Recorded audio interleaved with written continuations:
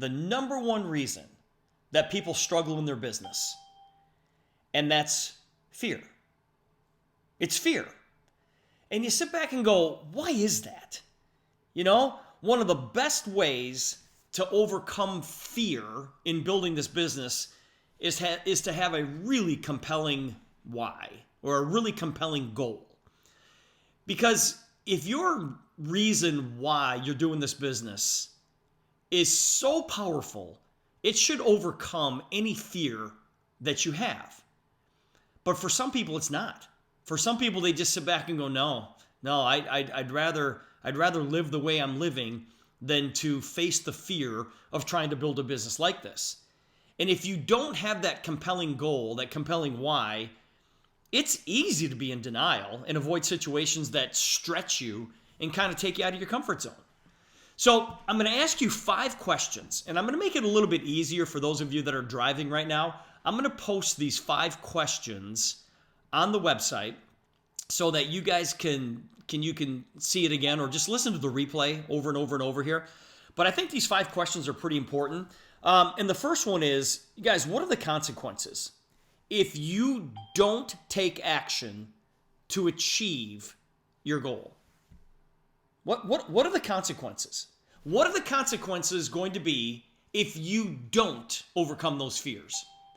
And I was thinking about that as I was about ready to jump on this call here today. And Mark, thanks for covering for me a little bit. That's why I was a minute late, is because I was really thinking about this. And I thought to myself, all right, Steve, what are the consequences? What would be the consequences if you did not take action 33 and a half years ago and said yes to building this business?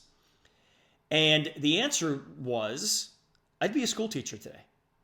I would be I was a 5th grade teacher. I don't know if I'd still be in 5th grade, but I was a 5th grade school teacher. And I thought, okay, well, if I was afraid to do something different, would I still be teaching school today? And the answer is probably yes. And it's like, well, a lot of people my age, a lot of my friends that I went to college with, they're retiring now. So I'm like, maybe I'd be a retired school teacher right now. And I'm thinking, probably not, because I certainly wouldn't have made the money that I wanted to make, which leads into question number 2. What are the rewards if you do take action to achieve your goal? What are the consequences if you don't? And what are the consequences and the rewards if you do? And that's what I was thinking about, you guys. I was running some numbers, and I think about all of the rewards that have come to me because I said yes, because I took action and I overcame the fear of actually building a business like this. And I ran some numbers, and I'm going to talk about this tomorrow, but this is one of the rewards, you guys. In 1 month in building a business like this was in April of 1996, I made as much money in that 1 month as I would have had teaching 33 years. You heard me right.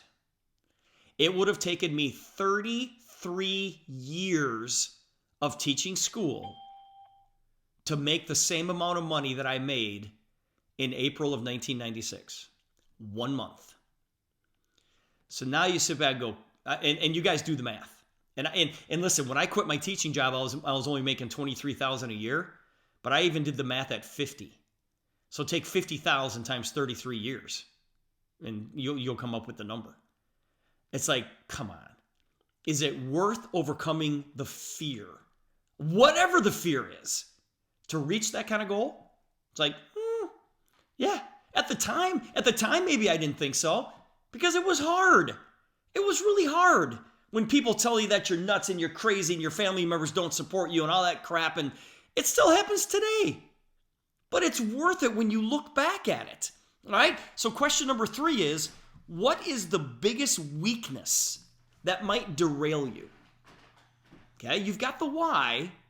You understand the consequences if you don't. You understand the rewards if you do, because that's my job, to try to let you guys see the big picture of this. But what's your biggest weakness that's going to stop you from doing this? And question number 4 is, how are you going to overcome that? If you know what your weakness is, how are you going to overcome it? And what is your greatest strength that will contribute to your success? So those are the 5 questions. All right? What are the consequences if you don't take actions? What are the rewards if you do? What's your biggest weakness? How are you going to overcome it? And what's your greatest strength?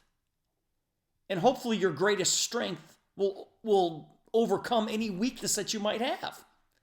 And I'll tell you guys, one of the things that it's an absolute must. You have to do this. If you are going to be successful, you have to do the next thing that comes out of my mouth. You have to track your progress. You have to track your consistency, and you have to track your activity. And you have to, when I say track it, you've got to figure out how many new people are joining your group. Every day. Not every month, you guys. Every day. Because if nobody came into your group yesterday, you don't have a group. You don't have one. Look at what's going on in your organization. If you don't like the activity, that means you have to go bring new people in. And if you wait till the end of the month to track that, it's too late.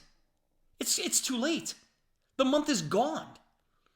Track it every single day and sit back and say, all right, I don't like what just happened. I have to change it. I have to go put new people in the business or whatever the case may be, but make sure that you track what's going on in your organization and have a compelling why to make the changes if you don't like what you see. That's the key, you guys. Now, on a scale from 1 to 5, with 5 being the best, how would you rate your ability to manage your time? How would you rate your ability to manage your time? Now, here's the kicker. We don't have a problem managing our time. Nobody has a problem managing their time. The problem is we avoid doing what we don't want to do. That's the problem. We have no problem managing our time. Because you can sit back and go, yeah, I'm going to head out and grab something to eat. Then I'm going to come back and I'm going to watch a movie this afternoon. It's like, no, you can figure out what you're going to do with your time. The issue is you avoid things that you don't want to do. So how are you going to manage that? And that means calling a potential client or asking for a referral or scheduling a meeting or not responding to, a request. And why don't we do that? Why don't we pick up the phone and call somebody or ask for a referral or schedule a meeting or respond to somebody who's actually requested some stuff? You know why we don't respond? Fear. And the reason we have the fear is because your why isn't compelling enough. It's the gut check today, isn't it, you guys? It's just a gut check. So I want you to make a list of ways that you sabotage your time management. Oh, no, wait a minute. It's not your time management, because you don't sabotage your time management. I want you to make a list of ways you sabotage your business. And when you have those written down, think about all the ways that you're sabotaging your success. And here's a solution to it. Divide your projects into smaller steps. When you say to yourself, I got to bring 10 people into the business this month. Okay, let's break that down. Let's go get 1. Let's just go get 1. Let's break it down. Change your environment. You guys, I've got a beautiful office in my house. You know how many times I leave this office to go somewhere else? Like, I'll go downstairs and I'll sit in the kitchen area in our basement, or I'll jump in my car and I'll just go park somewhere. A lot of times I go park at the disc park golf, the disc park golf course, and I just watch people play disc golf and I just do calls from there. Change your environment. It helps. Create a detailed timeline. Create a timeline that has a deadline. Timelines mean nothing if you don't have a deadline. So say to yourself, all right, I got to do this, and I've got to get it done by such and such. Work with an accountability partner. That always helps. Accountability partners are great. And then also declare your goals. Don't keep those goals in your head. Declare those goals to your family. And make your family be accountable to you. You know, when Colleen and I, when the kids were really young, and New Year's Eve, we'd go through and have the kids figure out, tell us what they want to get out of, the business for the next year. And they'd set those goals, and they want to go to Florida, and they want to go to Disney World, and they want to go to Hawaii, blah, blah, blah, blah, blah. And I'd come home from meetings, and little Emily would say, hey, Dad, how'd your meeting go? How many people were at your meeting? How many people signed up today, Dad? When you do that with your family, there's no way you're going to quit. Really, I'm going to look in Emily's eyes and go, sorry, honey, we can't go to Disney this world because Daddy quit. It's never going to happen. It absolutely will never happen. Guys, if you could design your perfect life, what would it look like? What would that look like? What would be your perfect life right now? Okay? Now, whether that's waking up with no money issues, no health issues, waking up when you want to wake up and do the things that you want to do, not having to jump on any calls or, just whatever that perfect life is, write it down. Write it down. And then go design it. But you're never, ever going to design that if you're afraid. Because it's not going to be easy. It's not going to be easy to do that. There's going to be fear involved.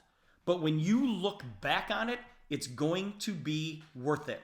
Think it, believe it, and most importantly, act on it.